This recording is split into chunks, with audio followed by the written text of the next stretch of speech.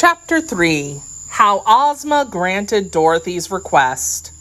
I suppose you have read so much about the magnificent Emerald City that there's little need for me to describe it here. It is the capital city of the Land of Oz, which is justly considered the most attractive and delightful fairyland in all the world. The Emerald City is built all of beautiful marbles, which are set a profusion of emeralds, every one exquisitely cut and of very great size. There are other jewels used in the decorations inside the houses and palaces, such as rubies, diamonds, sapphires, amethysts, and turquoises. But in the streets and upon the outside of the buildings, only emeralds appear, from which circumstance the place is named the Emerald City of Oz. It has 9,654 buildings, in which lived 57,318 people, up to the time my story opens. All the surrounding country, extending to the borders of the desert which enclosed it on every side, was full of pretty and comfortable farmhouses, in which resided those inhabitants of Oz who preferred country to city life. Altogether, there were more than 500,000 people in the Land of Oz, although some of them, as you will soon learn, were not made of flesh and blood as we are, and every inhabitant of that favored country was happy and prosperous. No disease of any sort was ever known among the Ozites, and so no one ever died unless he met with an accident that prevented him from living. This happened very seldom indeed. There were no poor people in the Land of Oz because there was no such thing as money, and all property of every sort belonged to the ruler. The people were her children, and she cared for them. Each person was given freely by his neighbors whatever he required for his use, which is as much as any one may reasonably desire. Some tilled the lands and raised great crops of grain, which was divided equally among the entire population, so that all had enough. There were many tailors and dressmakers and shoemakers and the like, who made things that any who desired them might wear. Likewise, there were jewelers who made ornaments for the person, which pleased and beautified the people, and these ornaments also were free to those who asked for them. Each man and woman, no matter what he or she produced for the good of the community, was supplied by the neighbors with food and clothing and a house and furniture and ornaments and games.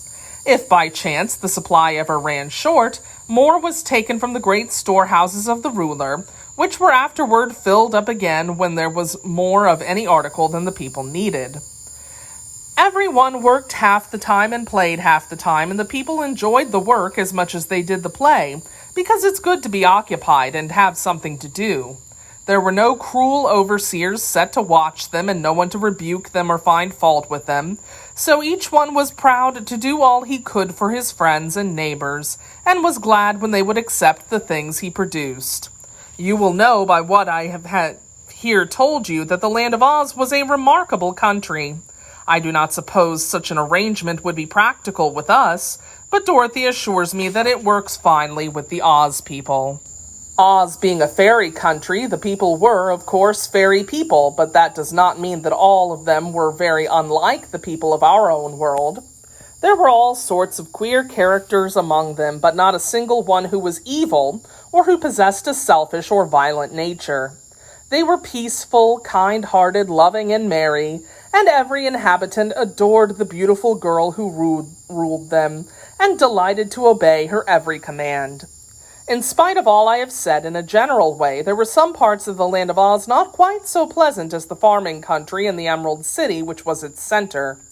Far away in the South Country, there lived in the mountains a band of strange people called Hammerheads, because they had no arms and used their flat heads to pound anyone who came near them.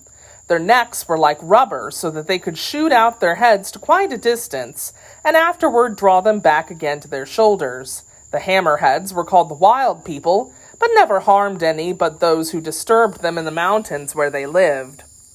In some of the dense forests there lived great beasts of every sort, yet these were for the most part harmless and even sociable, and conversed agreeably with those who visited their haunts. The Kaladas, beasts with bodies like bears and heads like tigers, had once been fierce and bloodthirsty, But even they were now nearly all tamed, although at times one or another of them would get cross and disagreeable. Not so tame were the fighting trees, which had a forest of their own. If anyone approached them, these curious trees would bend down their branches, twine them around the intruders, and hurl them away. But these unpleasant things existed only in a few remote parts of the land of Oz.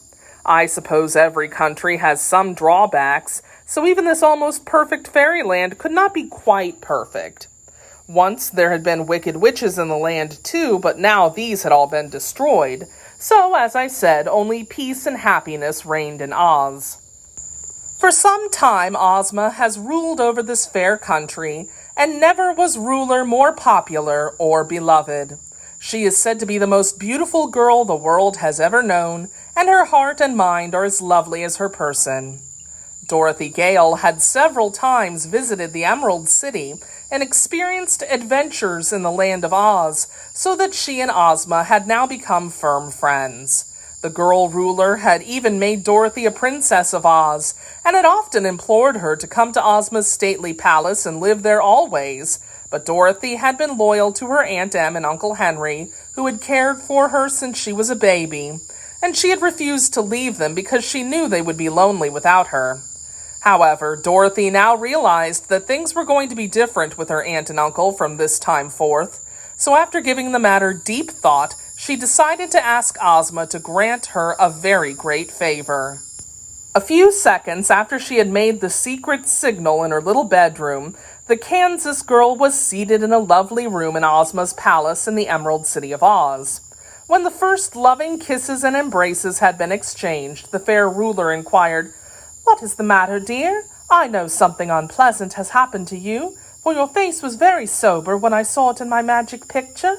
And whenever you signal me to transport you to this safe place, where you are always welcome, I know that you're in danger or in trouble." Dorothy sighed. "This time, Ozma, it isn't I," she replied. "But it's worse, I guess, for Uncle Henry and Aunt Em are in a heap of trouble, and there seems no way for them to get out of it, anyhow not while they live in Kansas." "Tell me about it, Dorothy," said Ozma with ready sympathy. "Why, you see, Uncle Henry is poor, for the farm in Kansas doesn't amount to much as farms go. So one day, Uncle Henry borrowed some money and wrote a letter saying that if he didn't pay back the money, that they could take his farm for pay. Of course, he expected to pay by making money from the farm, but he just couldn't. And so they're going to take the farm, and Uncle Henry and Aunt Em won't have any place to live. They're pretty old to do much hard work, Ozma, so I'll have to work for them unless—" Ozma had been thoughtful during the story, but now she smiled and pressed her little friend's hand. "Unless what, dear?" she asked. Dorothy hesitated because her request meant so much to them all. "Well," said she, "I'd like to live here in the land of Oz, where you've often invited me to live. But I can't, unless Uncle Henry and Aunt Em could live here too."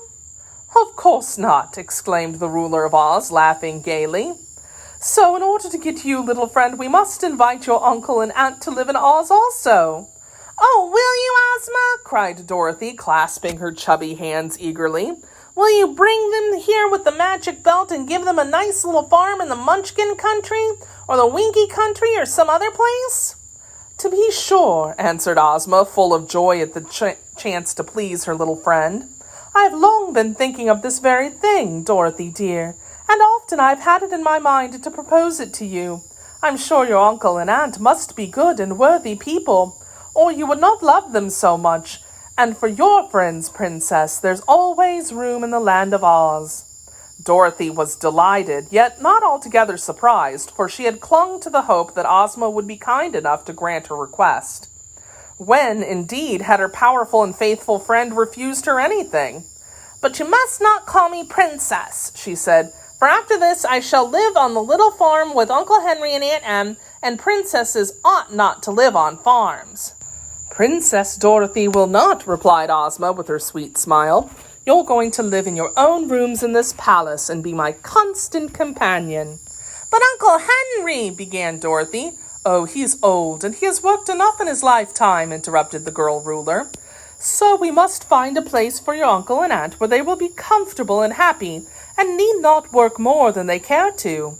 When shall we transport them here, Dorothy? I promised to go and see them again before they were turned down to the farmhouse, answered Dorothy. So perhaps next Saturday. But why wait so long, answered Ozma. And why make the journey back to Kansas again? Let us surprise them and bring them here without any warning. I'm not sure they believe in the Land of Oz, said Dorothy, though I've told them about it lots of times. They'll believe it when they see it, declared Ozma. And if they are told they are to make a magical journey to our fairyland, it may make them nervous. I think the best way will be to use the magic belt without warning them, and when they have arrived you can explain to them whatever they do not understand. Perhaps that's best, decided Dorothy. There isn't much use in their staying at the farm until they're put out, 'cause it's much nicer here. Then tomorrow they shall come here, said Princess Ozma. I will order Jellia Jam, who's the palace housekeeper, to have rooms all prepared for them, and after breakfast we will get the magic belt, and by its aid transport your uncle and aunt to the Emerald City. Thank you, Ozma, cried Dorothy, kissing her friend gratefully. And now, Ozma proposed, let us take a walk in the gardens before we dress for dinner. Come, Dorothy dear.